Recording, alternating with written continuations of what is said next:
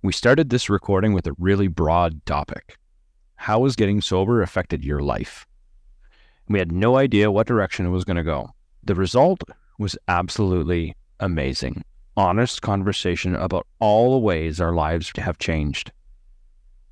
The little things, our ability to remain calm and appreciate the moments of joy in our lives, to really big things, like being able to cope with grief and depression and falling in love with the version of ourselves that is focused on growing into the best person each of us can be. This was a really special, meaningful conversation between close friends, and we hope you enjoy listening as much as we did chatting.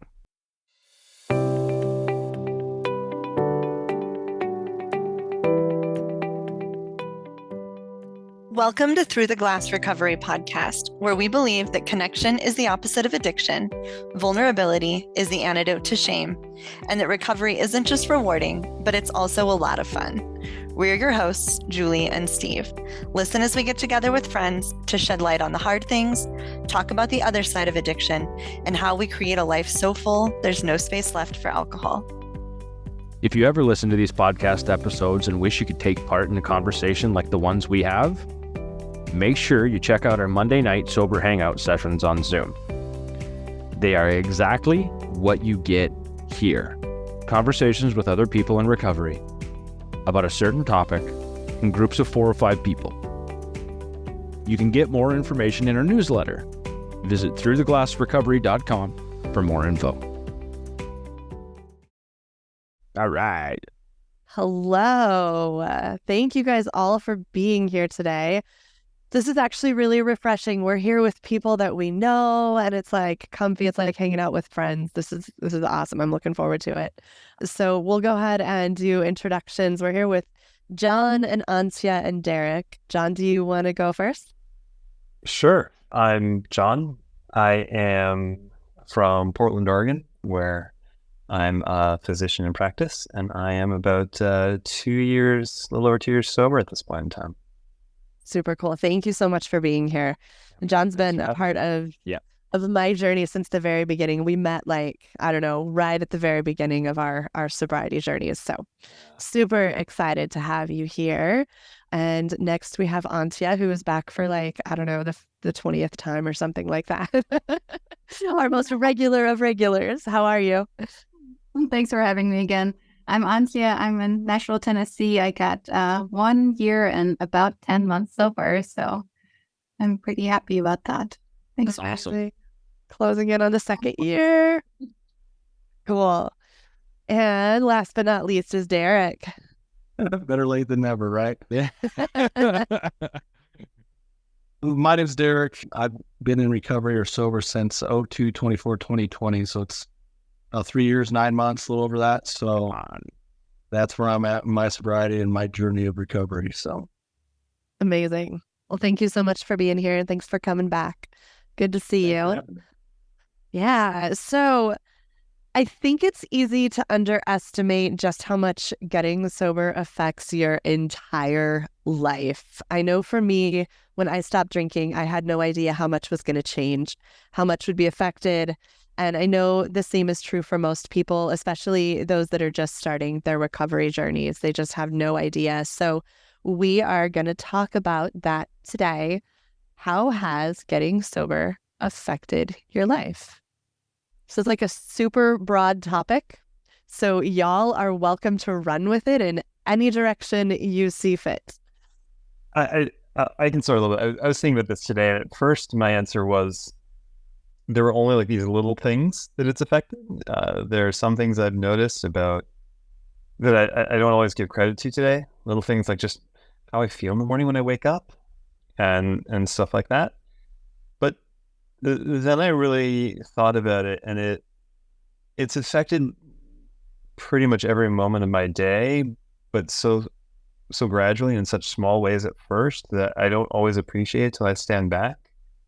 There's things like I used to be angry all the time, just really angry. And parenting, I've got a couple kids, and my patience parenting is so much better than it used to be. My ability to navigate stress at work. We were talking about a work situation, which is kind of disappointing before we hit record. And it's like, it'll be okay. I wish it were different, but it'll be okay.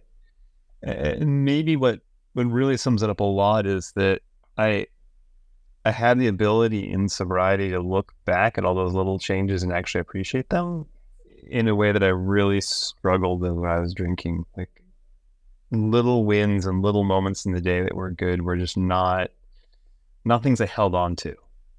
It would always get drowned out by what was wrong with my life. Yep. And now it's really the other way around. Like, I'll have bad things happen, and sometimes I kind of forget about it. I'll get back the next day like, oh, right, that happened. So it's really it's a broad question, but it's like a broad effect for me. And sometimes it's very subtle, but it is huge. That was awesome. Yeah, That sounds like a lot of positivity, a lot of more positive outlook, maybe. I like how you go ahead, Derrick. When I finally made that choice, which I think was the hardest choice of my life, because from 5 years old till 36, I didn't want to admit that I needed help. So making that choice was hard, but then you're faced with this problem, because I'm a firm believer in, like, what I've been through, that drugs and alcohol are not my problem. Sex, money, whatever it is. That was my solution. That's what made me feel better. That's what got me outside myself. So now I'm faced with this problem, looking at me in the mirror, and that problem is me. And you think of everything, like when I first started recovery and sobriety, I'm faced with the trauma, I'm faced with anxiety, I'm faced with social anxiety, I'm diagnosed with mental health. I have all these issues that now I have to face. And in order to stay this way, I need to find these new habits, these new ways of thinking, this new way of loving myself, because I didn't know what love is, but I did know what shame was. So honestly, that first year of recovery for me was quite a roller coaster. I remember 4 months, I was like, this is it. I got it. I love it. I don't ever want to go back. And then 6 months hit, and I was like, this is freaking recovery. I don't want any part. So,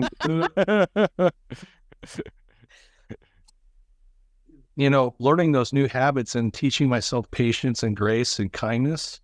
Because again, like, scientifically, I learned, and I work in rehabs, and I do counseling and all that stuff. I've learned, like, it takes 1.5 years for your brain to fire new ways to think anyways. So if I was all excited, like, okay, I'm going to be healed in 90 days. I'm going to have a job, the girl, I'm going to have my kids back. None of that happened. But the good thing is, like, you're now faced with this problem that is you, and that's okay. And like, when you teach people, it's okay to not be okay. It's okay to be broken. You learned how to live your life this way. Let's unlearn it and teach you a new way. So do you think, like, when you think about the time you took to get your alcohol, to get your drugs, to wait outside the liquor store at 7 to 8 p.m., to wait in Walmart parking lots for the drug dealer to call you, you got really good at being an addict. Mm-hmm. So you're going to have to take that same time and practice, be really good at being a recovered human being and teaching your brain the good ways to get dopamine, the healthy ways to get serotonin, whether that's the gym, going to therapy, walking through life, teaching yourself to tell you you love yourself. I remember doing mirror work, and that was the hardest thing to do, to look at myself in the mirror and say, I love you, or you're kind, or you're worth this. It was always like, I'm a POS, I suck. And that's what caused me to drink and use. So I didn't want to feel that way. So that was the hardest part, teaching myself new ways to learn how to love myself and get that dopamine and get that feel good without picking up the bottle or needle. Yeah, and you're like all about affirmations now. I love your affirmations. You do all the stuff on Instagram, and it's amazing. I was the same way. Like self-loathing was the name of my game for most of my adult life, right? And I think that's been one of the huge changes, is I've learned to stop the self-loathing, to actually love who I am. And that is such a hard thing to do. It takes so much practice and so much effort. It's not like you just quit drinking and suddenly you're in love with who you are, right? Yeah. Like, it takes so much effort and so much work. But to find that loving myself, loving who I am with my flaws, and then develop a sense of self-worth that, like, comes from inside, that's been a huge change for me. That's been like a massive piece of this for me. It's not running around desperately seeking validation and affirmation from other people. Like that was the story of my life. That's all I did was run around and try to get people to tell me that I was good enough and that I was worthy of love and all of that. So to leave that whole way of being behind it's like living a completely different life now. And that's not just quitting drinking. Like that's not just getting sober. That's all of the work of recovery that's gotten me to that point.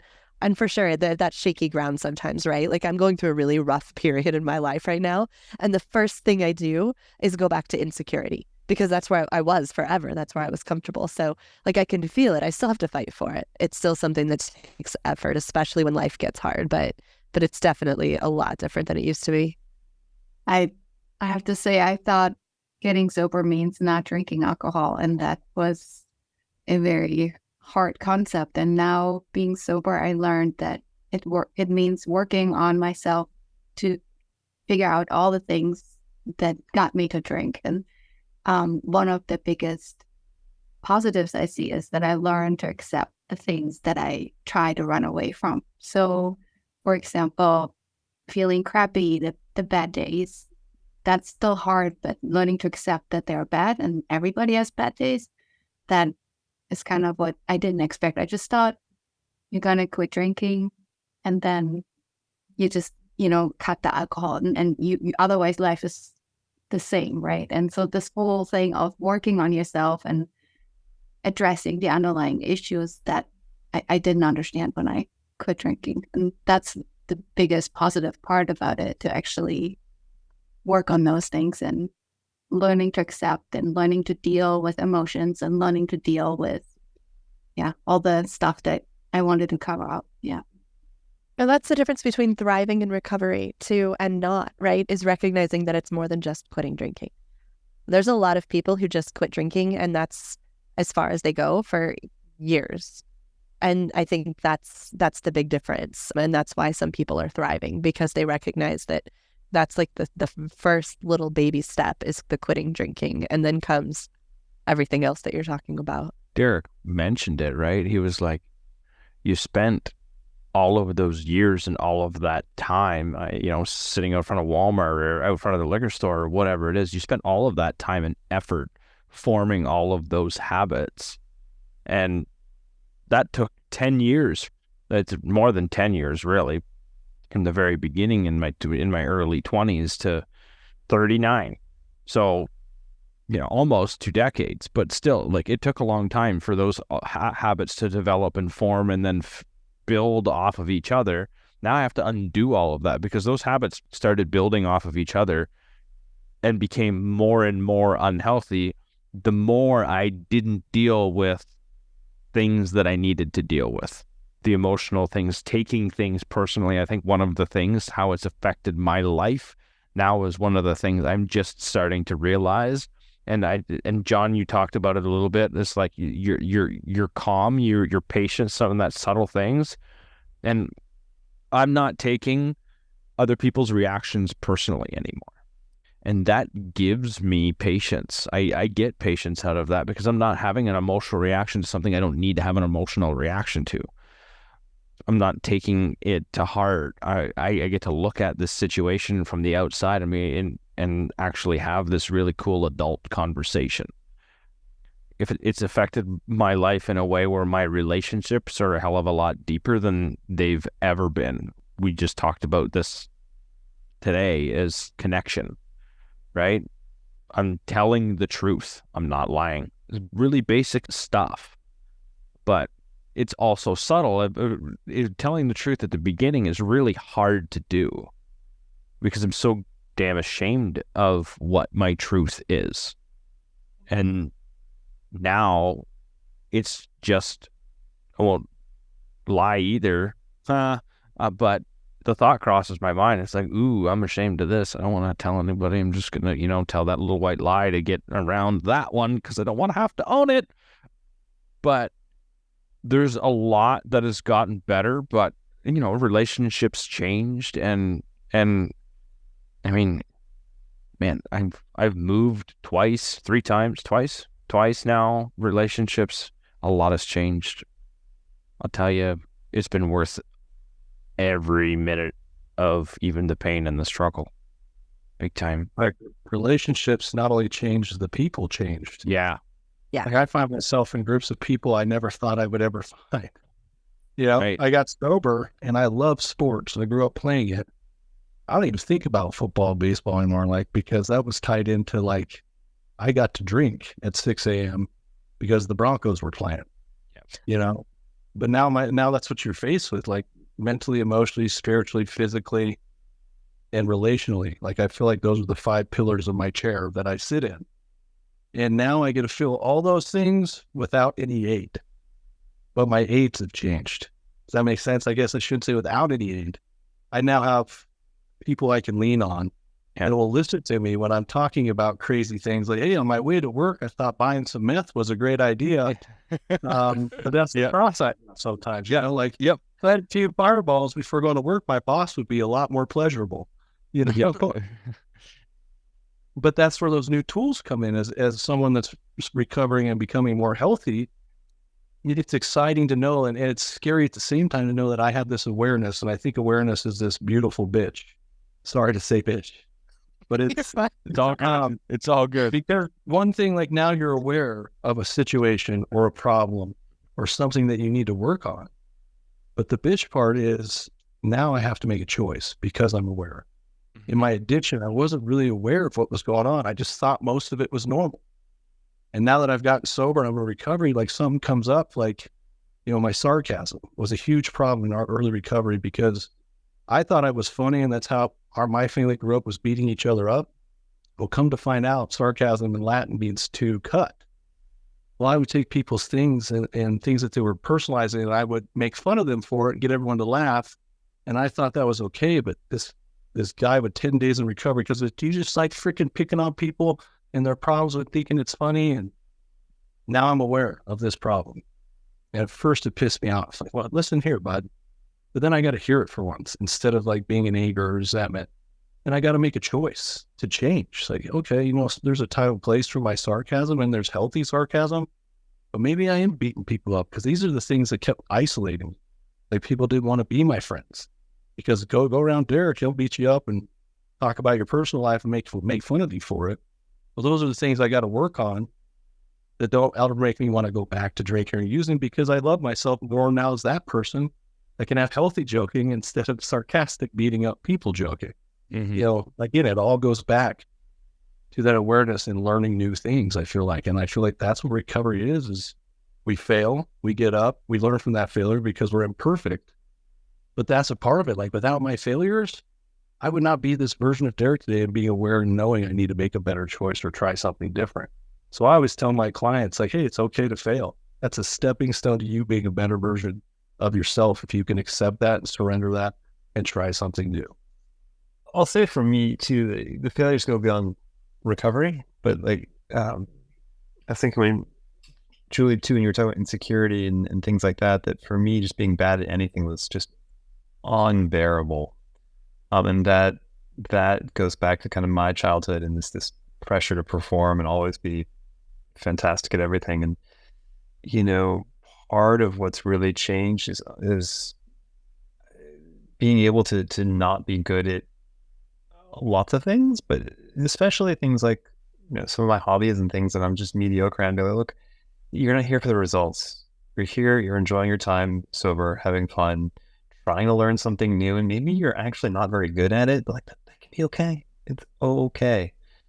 And to expand some of this, be kind to myself, and I'm trying to be a better father, and like I'm not always good. Like, well, you blew that one again, but okay.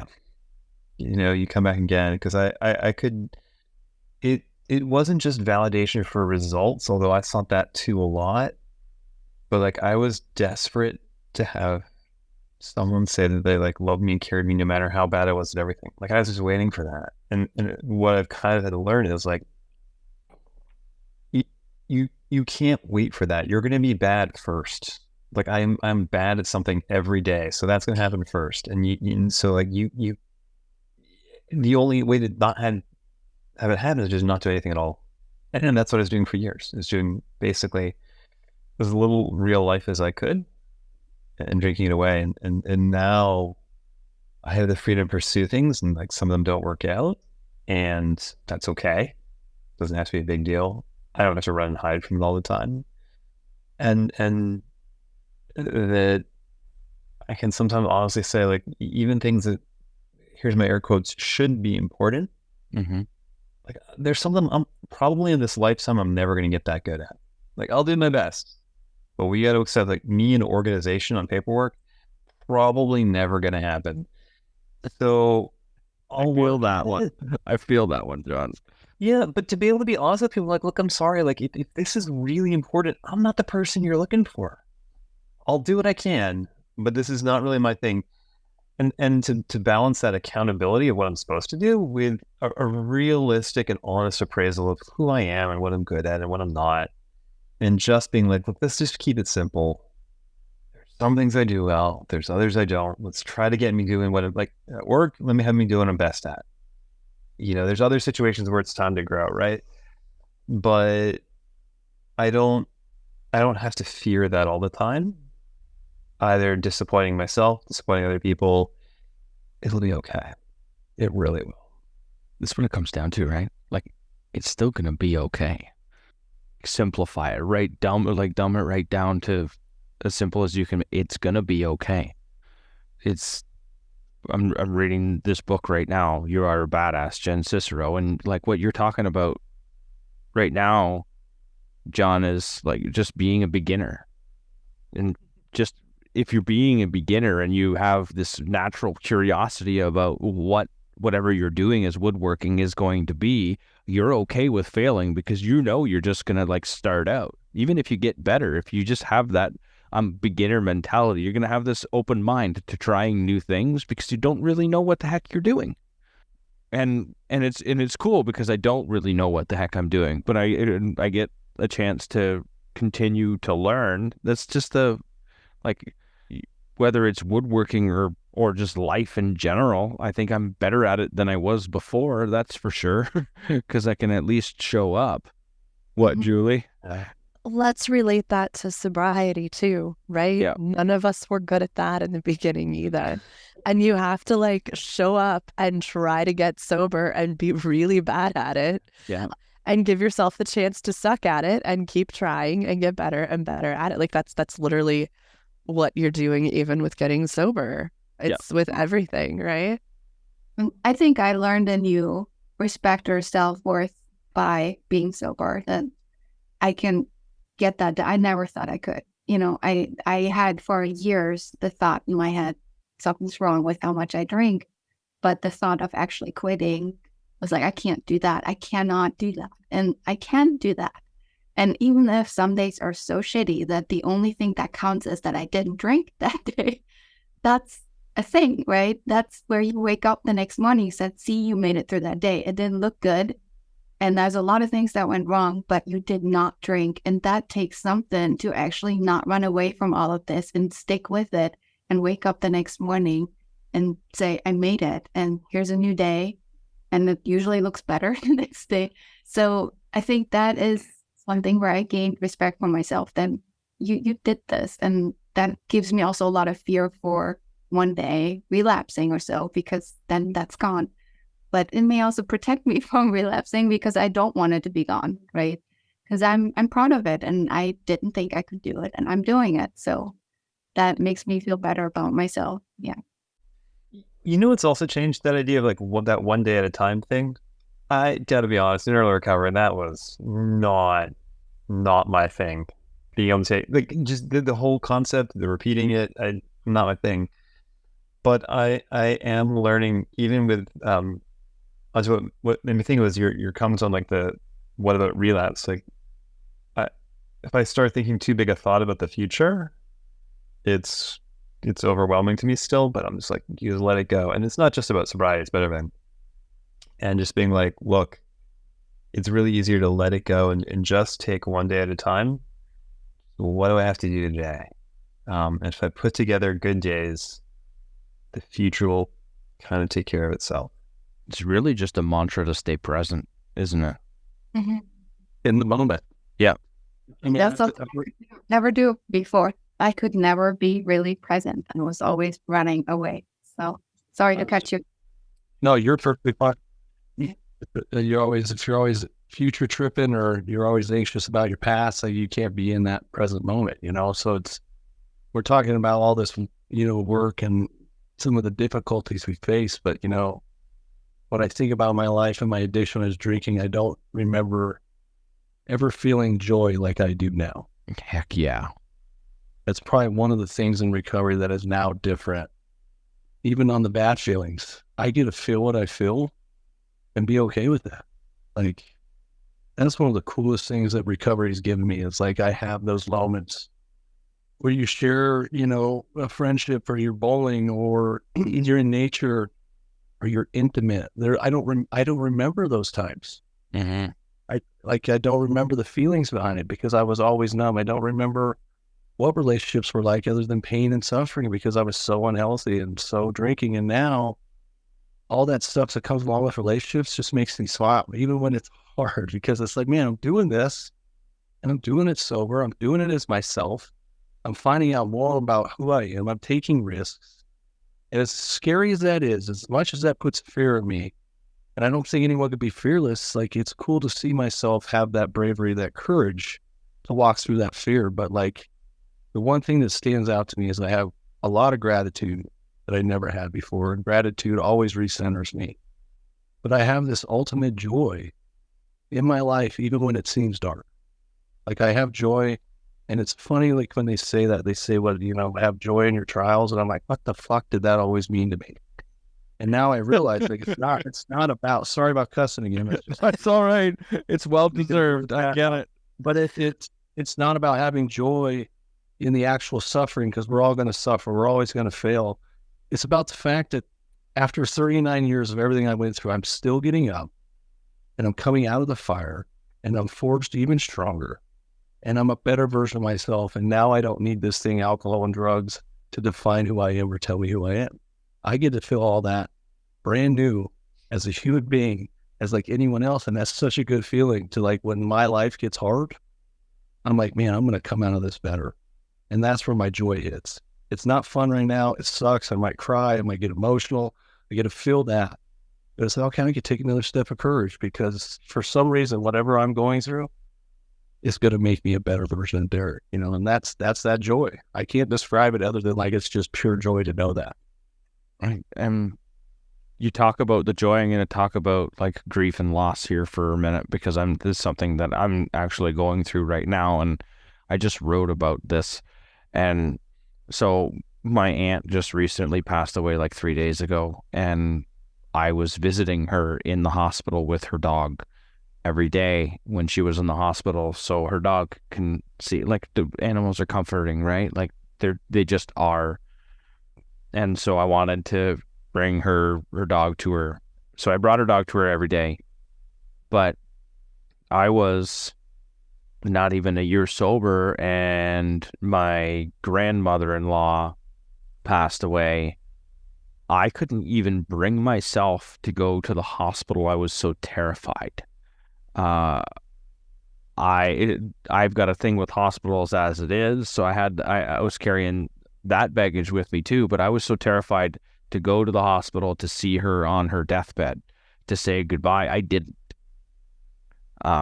I just didn't, because I didn't want to be stuck with that image burned in my mind, in my head, because that's kind of what happens to me. And so I just refused. I didn't want to be like the last, that to be the last thing I saw. And here I am almost 2 years later, and I'm walking into the same place with a different person doing something completely different, and I have the courage to do it and be present in that moment and still be there. And I would have never done that before. I would have had so many excuses to find a reason to drink. Like, that is a loaded situation for me to begin with, and I avoided it in early sobriety because I'm guessing I had to protect myself. Like, that's the way things are sometimes. I guess in that instance, I had the courage to just say, no, I can't do this. But over time, I found the courage to go and do it and be there. And how has sobriety affected my life? It's kind of like what Derrick talked about, like facing fear and just knowing that you're gonna be okay anyways. And there's gonna be people, and I've found community. So I know if things go wrong, I have a soft place to land. And that to me has been it feels like a superpower sometimes. I have a soft place to land. I know I have someone to talk to. I know I have people to talk to. I know I have a place to go when I fail or I do something that I think is stupid, or I can be honest and I feel ashamed or whatever that may be. Life gets lifey, and it's getting lifey right now. And I've got a place to go, and there's people there and community there. And that is a pile of strength that I never even knew I had until this community started getting formed around me. Kind of an incredible way to look at that, actually. It's a pile of strength. So life's lifey for me right now too. Perfectly honest, I'm going through like probably the darkest depression that I have dealt with since I quit drinking. Life is just shitty right now. Like, it's hard. And getting through every day kind of sucks, honestly. But being sober and having gained the tools that I have over the last couple of years, like, I at least have the wherewithal to recognize it's not always going to feel this way. Like, and sometimes that is all I can hold on to because shit sucks right now. And it is like I am slogging through life at this point, but at least I have the strength to do it. Because like previously when I was still drinking, I would this is the kind of time in my life where I would have just been drinking at 8 a.m. and I would just be drunk all day long. And I would be like fully escaping from everything and inevitably making it worse, right? Because alcohol only ever makes you more depressed. It never made me happier. So at least I have like the strength and the understanding to get through the crappy stuff. I don't have any doubt that I'm going to come out on the other side of it. I'd really like to know when that's going to be. I would like for somebody to tell me this is going to get better, like by next week. But yeah, I think that's actually a major change in my life and in who I am. That at least I can step out of myself and I can look in and see, okay, like this is what you're going through. This is where life is at right now. It's not always going to be like this. And I never had that kind of clarity before. I would just drink. I wouldn't even give myself the chance to have any clarity. So yeah, there's a huge amount of strength, even in the really hard stuff, I think. Yeah, I agree. I thought the same. That was actually the first thing that popped in my mind when I saw the topic for today, is that I have more awareness of why I am the way I am, how things come to be, what are often in hindsight, oh, that was a trigger of previous trauma. That's why I freaked out. That's why I feel so hurt. It's stuff that is the beginning for me to understand that in the future, I don't have to get that triggered. And I would have never gotten to the point where I can now identify, looking back, oh, we had this whole shit show yesterday because I got triggered, right? So then maybe in another year, I can be, hold on a second, this is a trigger. We're not having a shit show right now because I am not going to walk right into this, right? That's the goal, right? And I don't think I would have ever gotten to that if I just drank, because then I could have never seen everything unfold and understand the way it is. And I do appreciate that because that gives me the chance to kind of live with whatever wounds I have down the road a little bit more healthy. And you too, Julie, will learn a lot from this crappy time you have right now, Yeah. It's hard, right? I think that's like the most disappointing thing, is that getting sober doesn't just make life easier. That's not the answer. In fact, in some ways, maybe it even makes it harder. I don't know, but more worthwhile and more meaningful. And there's a lot of good in that too. What were we going to say, John?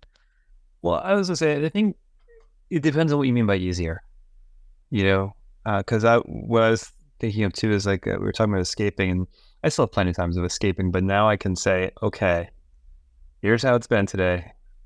I'm checking out for a while tonight, but it's not gonna be alcohol. Maybe it's like I'll play video games or I'm going to bed early or whatever it is. And I can say like, this is my plan. Like I've reached my limit for what I got for tools today. I've taken care of the minimum, right? Like I'm not abandoning my responsibilities. Like things are gonna be okay. And I'm gonna do like the healthiest option I got left. I think And that's called that self-care. what's that? That's called self-care. Mhm. I'm more into but it's do something right. And checking me out. Like my cardiologist might not appreciate all the junk food habits, and though that sometimes come with me checking out. But I think when it gets to be easier, though, is that like all the things that are still a struggle, a lot of this other stuff, like tomorrow is so much better because of it. You know, like when I'm like, I can't take it, I'm gonna get some extra sleep. Like tomorrow's a lot better compared to all the consequences I piled up on myself before. Yeah. And like the fact that my only coping mechanism just deep into my shame, right? Like I was taking all the bad stuff and like doubling down on it. My mantra was practically like, life is awful, we're terrible. And now at least like the starting point is better, and with it a chance to say, whatever I'm going through, I am not going out of my way to make it worse and harder. Mm-hmm. Like all my old habits that just made me live in more regret later. Now I had a shot at tomorrow saying, okay, we'll try again. And sometimes tomorrow's not better either. But it maybe that's part of the big change, is like there's just at least a chance. Yeah, I mean, tomorrow, you're right. Tomorrow doesn't even have to be better, and like that's okay. You're not making it worse, right? You might compound some things, and it might be because you're procrastinating on some of your responsibilities. Because I know that's some of the things that I've done. It hasn't made tomorrow worse. It's just sometimes I've had bad days because I procrastinated on things that I've needed to do, but it really hasn't made it worse. Like it's still my fault. I haven't compounded the situation by drinking it away and completely avoiding it. Like I'm very aware of what I'm doing. But how about being able? Self-care. Yeah. When I heard him say self-care, like escaping, like Yeah. Some days that looks like the gym. That looks like talking to my sponsor, going to church, get out of natures. And some days that's just eating a pint of Ben and Jerry's, watching 9 hours of 90 Day Fiance. Yeah. And eating in my jockeys. And like that's self-care. That's something that we put so much shame on that stuff, like in when we were drinking. But like, who's to say what escape is if it's not interrupting? Like that just makes me laugh because I'll think of my self-care and like, yeah, I'm a yes man. I want to please people. I'm seeking. Yeah. And it's so important to take that time and escape with yourself, whether that's at the gym or whether that's whatever you like to do. So that's so important when you hear self-care. I talk about that a lot with my employees and my clients. So big time. That's how you fill your cup. right. That's I how don't you, go out and live with a half filled cup, right. And it kind of sounds like that's where Julie's at. And I've been there where you're having a hard time filling your cup, and then you feel like you're not showing up for the things that you love to do, whether it's anhedonia or pause or even the depression part. But like, it sucks when you're at that point in life and you don't find joy in what you're doing, but you're doing the things you're supposed to be doing. And that's where I learned, like, you just got to keep showing up for what's changed your life, even when it sucks, because there'll be a day it hits and it feels like you just broke through with you like a volcano and everything's flowing back because you chose to keep teaching your brain that this is what works instead of just falling back. That was huge for me because I've hit seasonal depression. I've been in those depressions where it's like 3 months and I'm like, if this is life, like, why? But I kept showing up. I was like, I'm not going to change because this has worked. So I'm not going to stop. And when I came out of it, I was like, wow, if I can do that, watch out, world. I can do anything. Right. It's all about, it's back to basics, right? Like I'm totally back to the things that worked in early sobriety right now. Like I am, forcing myself to eat healthy food, and I'm forcing myself to go outside and go for a walk, and I'm journaling every single day, and I'm doing like some of that stuff. I don't know. When things are good, I don't necessarily need to focus on doing all of those little tedious things every single day. And life is okay and it flows nicely. But when things are like they are right now, like I'm absolutely just back to the very basics that I know that they work. And I'm just going to hold on and assume that eventually they're going to start working again. Conversations like this are huge for me at times like this in my life. So it's the community part, and even, and this is what I was gonna get to here before, I can ask for help now, and even more, I can accept help. And I think accepting help, asking for help was hard. Accepting help, letting someone help me was even harder to do. That was really me letting go. And that, I think, was a major change, because I started, if I can accept help, then I can have, I can ask someone, or someone can, how let's give an example here. How often does someone say, hey, do you need a hand with something? And you say no, but you could actually use a hand with something, but you just say no. When someone helps me, they get a benefit out of helping me, because they feel good because they get to help. They offered, right? And then I get to feel good because somebody helped me. Like, everyone wins in that situation. When I close the door, I'm stuck with holding the responsibility for the whole thing rather than someone helping out. So Derrick had his daughter show up. So he's going to go spend some wonderful time with her, and I'm going to wrap this thing up. So we talked about a lot of awesome things, broad topic. So we covered a lot of little things. John, right at the beginning, you mentioned how subtle some of the things are. And it's like those little changes, those small changes, the subtle changes, they turn into big things, but they go a long way. And I think they play into like the patience and all of that. Instead of the bad days clouding over the good days now cloud over those bad days. It just, that level of calm and peace and stuff like that, it just increases over time. I find we talked about, we were able to start addressing some of the underlying issues, that getting sober isn't just getting rid of alcohol. The level of self-awareness that comes with how it's affected our life, and once you know things happen, you can actually have a chance to address it. Self-worth increasing, and just feeling overall better about yourself, allowing ourselves to be present, and we get to feel everything. And I think, what's that? All of those are really big things that we can. And they are, and I think they all come from exactly what John said at the beginning, the subtle changes, Yeah, the little things.